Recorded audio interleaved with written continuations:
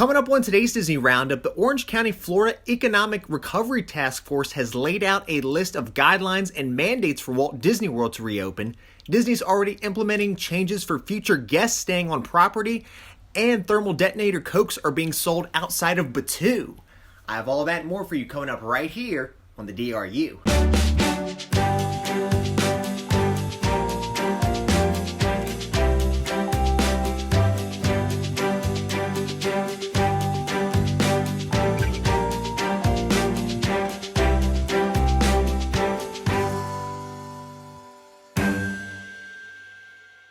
Hey, it's Jeff everyone, and welcome to the Disney Roundup, where I bring you up to date on what's going on with the Walt Disney Company and Disney parks each and every single week. If you're new to my channel, please go ahead and hit that subscribe button for me so you can stay up to date with the Disney Roundup and check out some other cool videos I'll be posting. In fact, I just posted a video just last week of me making the pineapple coconut ohana breakfast bread, and if you're interested in checking that out, I will leave a link to that in the description down below. And you can also download the Disney Roundup on podcast.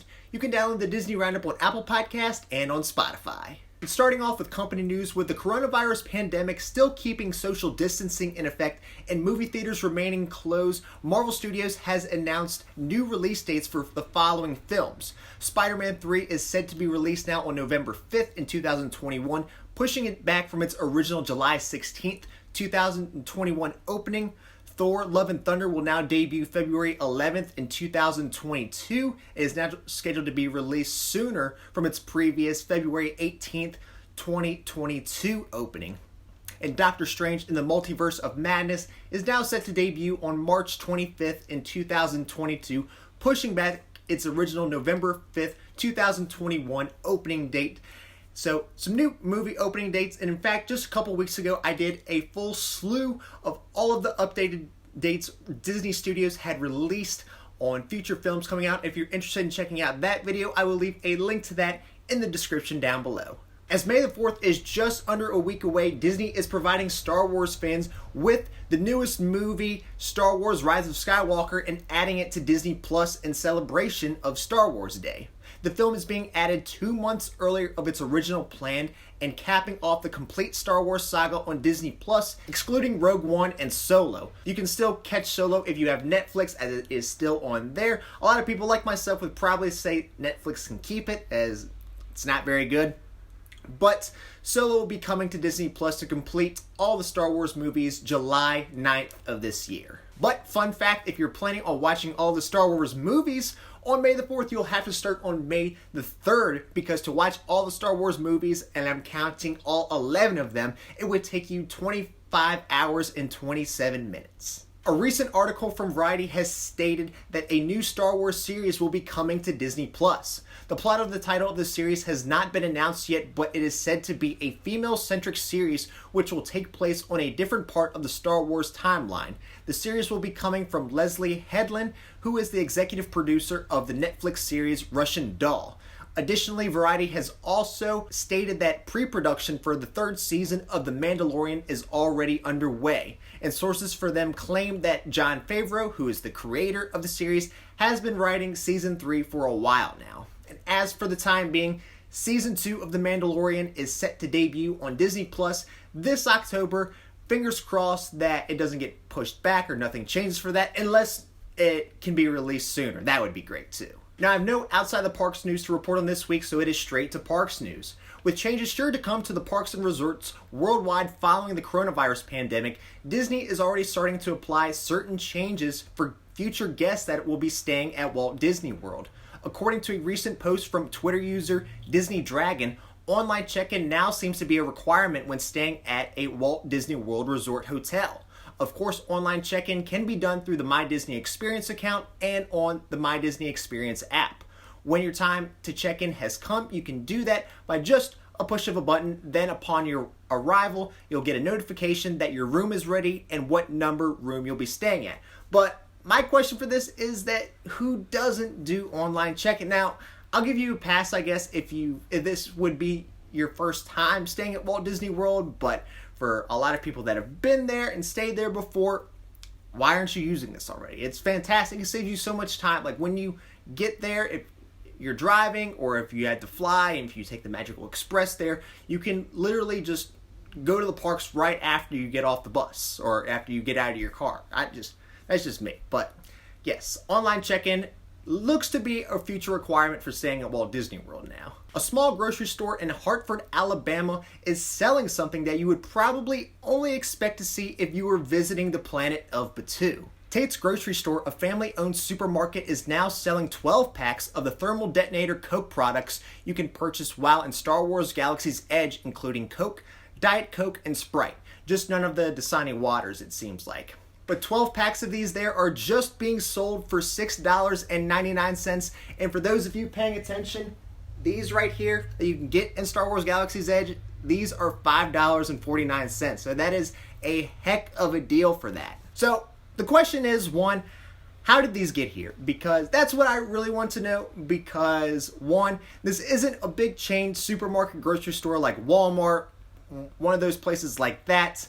And it's in Hartford, Alabama, which is 5.5 hours away from Walt Disney World and 3.5 hours away from Atlanta, which of course is where the Coca-Cola headquarters is. So I'm just wondering how these got here. I just think it's crazy why they're in this random supermarket, but I'll definitely be on the lookout if for any reason they come to my area, because I will be definitely grabbing some. Assuming by the cost for these two, it looks like they're probably near their expiration date, but only one can assume. It doesn't show in the photos or anything if they're close to being expired or if they're already expired or not, but I would probably grab some as well.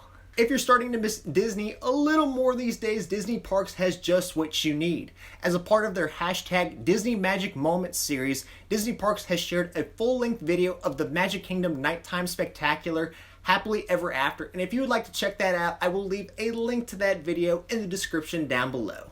In their most recent meeting, the Orange County Economic Recovery Task Force has declared what their guidelines and mandates will be for opening large theme parks such as Disney World, resorts, and restaurants as of April 28, 2020. Additionally, Orange County Mayor Jerry Demings has said June reopening is more realistic than May due to the supply chain issues. But now, getting into the list of guidelines and mandates. Now, let's start off with the theme parks. First off, starting off, the guidelines will include tape marking off 6 feet apart in ride/attraction queues, staff to regularly wipe down surfaces at random. Phase 1 and 2, staff who are 65 and older are encouraged to stay at home.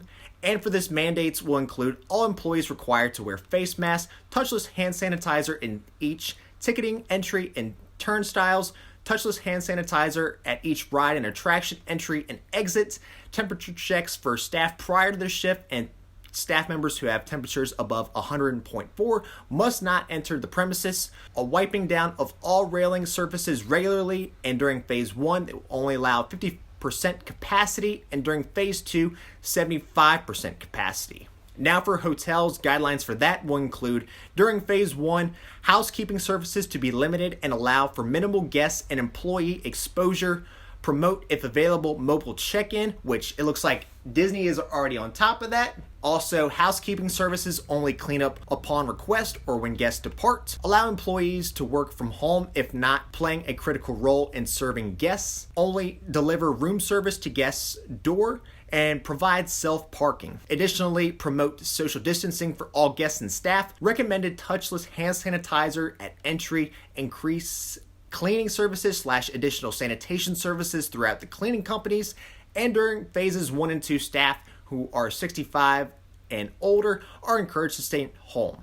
Now, with mandates, all employees are required to wear face masks. Hand sanitizer at entries must be in plain visible sight. Additionally, with here, temperature checks for staff and staff members who have a temperature of 100.4 must not enter the premises. All employees with flu-like symptom are advised to stay at home. Front desk to sanitize themselves on a regular basis. Consistent cleaning of all guest areas. Front desk to utilize sneeze guards. Remove all service items in guest rooms to include glassware, coffee cups, and etc. Many bars are not to be stocked. Do not offer self-food services. Space pool furniture according to distancing guidelines, pool gates and pool chairs to be sanitized regularly, door handles, elevator button, and railing to be sanitized regularly, remove all coffee makers from guest rooms, remove all guest collateral items except for those that are in single use, sanitize guest keys before and after each use, sanitize bell carts after each use, and during phases 1 and 2, no conferences. Now for restaurants. Restaurant guidelines starting off with paper/disposable menus, encourage takeout/online orders, touchless sanitizer and entry, and for this as well, phases 1 and 2, staff who are 65 and older encouraged to stay home. Mandates for restaurants are that hand sanitizer is at every table, hand sanitizer at every entry to be in plain visible sight, all employees to wear face masks, temperature checks for staff prior to shift, again with if you have a temperature over 100.4, you're asked to not enter the premises. All employees with flu-like symptoms are advised to stay at home. Doors will be wiped regularly. All staff behind counters must wear gloves except for bartenders. Bartenders are to sanitize hands after making each drink order. Seated tables to be 6 feet apart, and during phase 1, a limited restaurant bar capacity of 50% in phase 2. So a lot of good things that will be implemented here once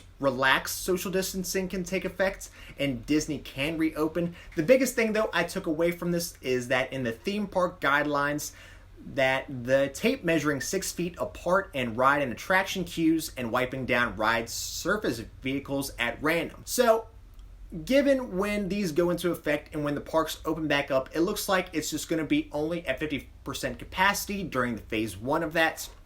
But I'm wondering what happens when popular ride attractions and queues go out to the entrance of them. So if you have to separate each guest from one another, well, I'm not each guest, but each party, I guess, 6 feet apart from one another, and you get to the entrance of the attraction, where do you go from there? But I know it's still early. I'm also wondering too how often the ride vehicles will be wiped off. Like, is it going to be every time a guest gets off a ride vehicle, every time the vehicles come by? Is it going to be every other time, every 10 minutes or so? Kind of interested to see how that goes and if they have to stop down the rides or not. But it is still early to tell, and we still have to wait to see what Disney's implementations on top of this are. But I'm just interested in checking all that out. It's good to hear some information, but now we just wait and see what Disney says following this as well. Alright everyone, well that's all I have for you for this week's episode of the Disney Roundup. If you enjoyed it, please make sure to hit that like button for me, and don't forget to subscribe to my channel to receive the Disney Roundup each and every single week. And just a reminder, you can download the Disney Roundup on podcast, you can download the Disney Roundup on Apple Podcasts, and on Spotify. Well that's all I have for you for this week, and until next time, we'll see you on the DRU.